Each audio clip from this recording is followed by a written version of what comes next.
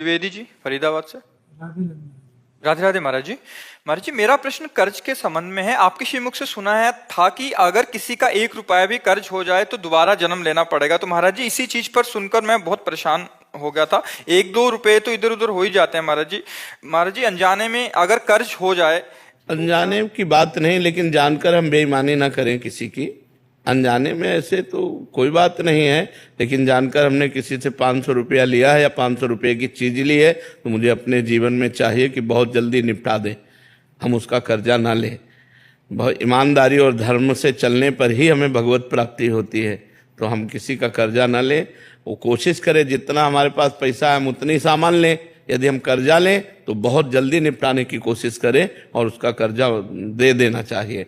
भूल चूक ऐसे उसका कोई महत्व नहीं है, लेकिन जानबूझकर हम किसी से कर्जा जो लेते हैं हमको निपटाना चाहिए। महाराज जी, एक इसमें और था कि महाराज जी, क्या कोई अगर खान पान कराए या कोई किसी ने पेट्रोल भरवा दिया या किसी ने कोई उपहार दे दिया, ये भी कर्जे के अंतर्गत आता है? नहीं, कर्जे के अंतर्गत नहीं आता है। यदि हमारा कोई रिलेशन है या कोई भावुकता का भाव है और हम उसके घर जाते हैं, हमें प्रसाद पवा देता है, तो कभी हमारे घर आता है प्रसाद पा लेता है, इसका कोई कर्जा नहीं।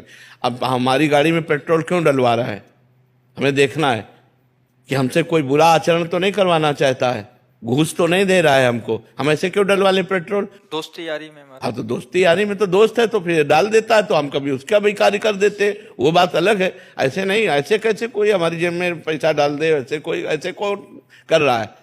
हाँ, बिना स्वार्थ के नहीं, वैसे बचना चाहिए। ये जो खान पान वस्तुएं हैं इन सबसे बचना चाहिए। मन से कोई कुछ भी दान में खिला क्यों ले दान पुण्य क्यों ले? अपनी मेहनत की कमाई का खाएं हम।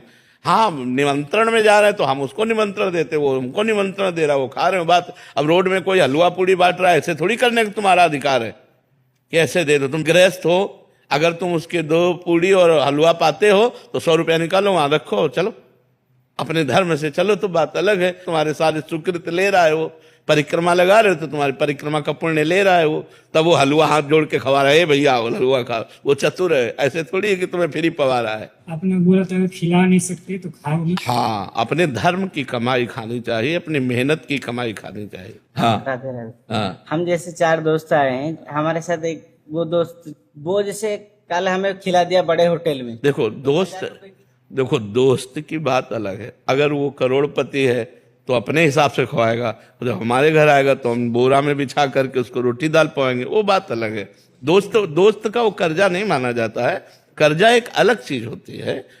ये खान पान, मान लो वो हमको रबड़ी पवा रहा है, हमारी सामर्थ्य, तो हम चाय पिला रहे तो तुम्हारी चाय उसकी रबड़ी की समानता कर ले गए, क्योंकि आप गरीब आदमी हो, धनी है, और दोनों दोस्त हैं, तो 1000 रुपये का भोजन पवा देता है, हमारे पास पानी है तो हम केवल पानी पिला देते हैं, तो बराबर हो जाएगा।